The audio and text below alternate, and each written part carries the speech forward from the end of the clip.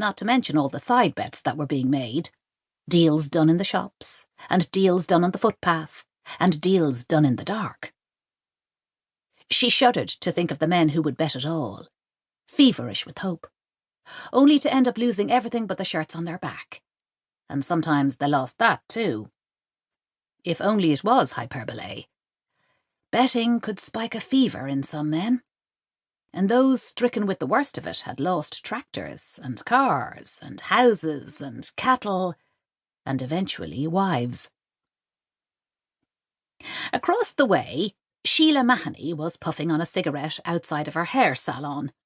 Platinum blonde hair streaked with green, spyglasses perched over her ample bosom, as if she planned on peering in on the games from a distance. She spotted Siobhán, held up a strand of her hair, and mimicked hacking it off. It had been ages since Siobhán had paid her a visit. She absent-mindedly touched her cap as she stared at Sheila's new black and white sign. Curl up and die. Siobhán turned her attention to the pub, and her heart sank when she saw the line. There were so many people they crowded out the front window, sporting Declan's collection of Laurel and Hardy memorabilia. O'Rourke's was an institution in Kilbane, as it well should be. Declan had been serving pints and holding court and hearing confessions longer than Father Kearney. He was as respected as he was feared, which was why his pub was chosen to host the games. If lads got too riled up, one could count on Declan O'Rourke to settle them down.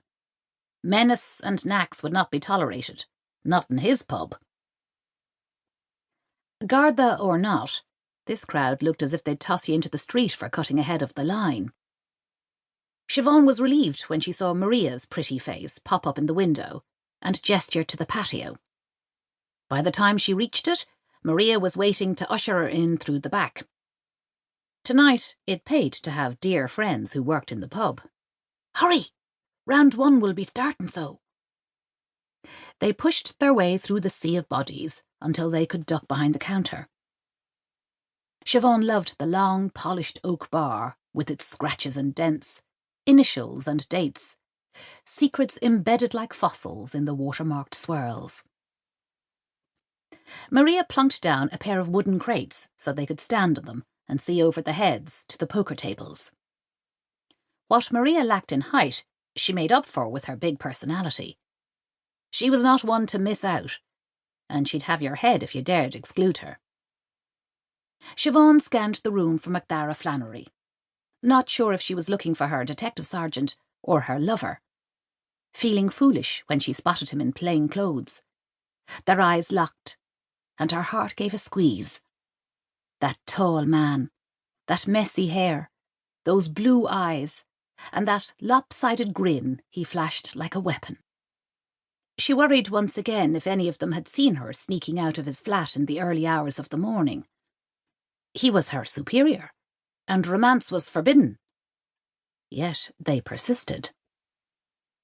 She looked away first, heat crawling up her neck.